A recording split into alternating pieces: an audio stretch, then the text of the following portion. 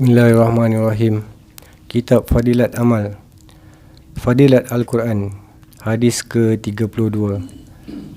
An Jabir radhiyallahu anhu anin Nabi sallallahu alaihi wasallam, Al-Quranu syafi'un musyaffa'un wa mahilun musaddaqun man ja'alahu amamahu qadahu ilal jannati wa man ja'alahu khalfa zahrihi saqatahu ilan nar. Rawahu Ibnu Hibban wal Hakim.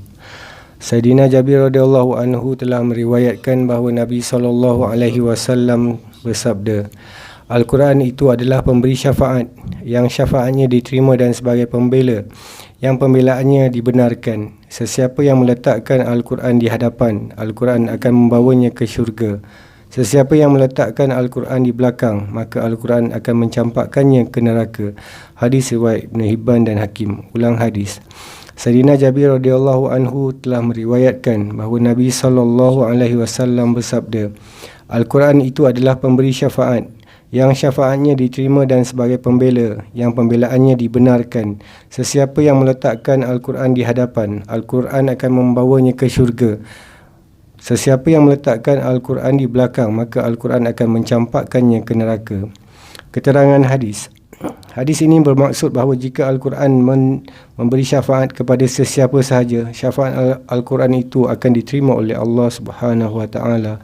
Maksud daripada pembelaan Al-Quran itu telah dijelaskan pada hadis sebelum ini, yakni Al-Quran akan merayu di hadapan mahkamah Allah Subhanahu Wa Taala bagi meninggikan darajat bagi mereka yang menurut perintah-perintah di dalamnya.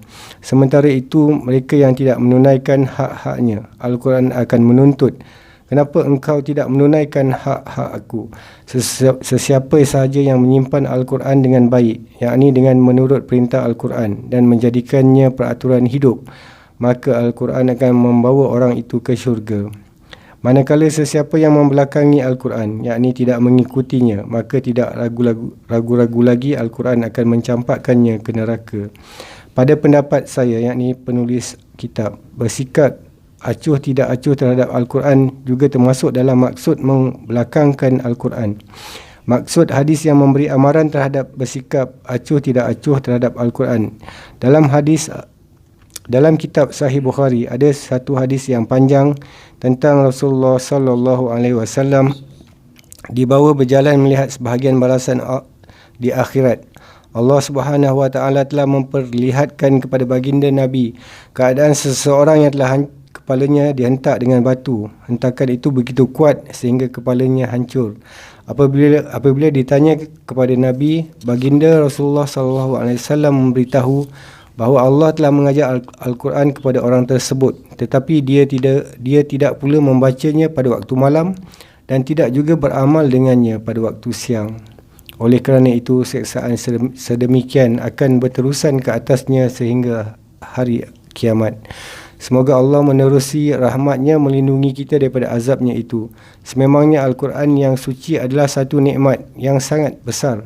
Apa-apa saja azab yang dikenakan kerana tidak mengindahkan Al-Quran, maka itu adalah patut. Mudah-mudahan hadis yang disampaikan dapat diamalkan dan disampaikan kepada yang tidak hadir. Kita tangguhkan dengan tasbih kafarah dan suratul Asr. Subhanakallah bihamdika asyhadu an la ilaha illa anta nastaghfiruka wa atubu ilaik. Bismillahirrahmanirrahim. Wal asri innal insana lafi khusr illa allazina amanu wa amilus solihat wa tawasaw bil haqqi wa tawasaw bis sabr. Assalamualaikum warahmatullahi wabarakatuh.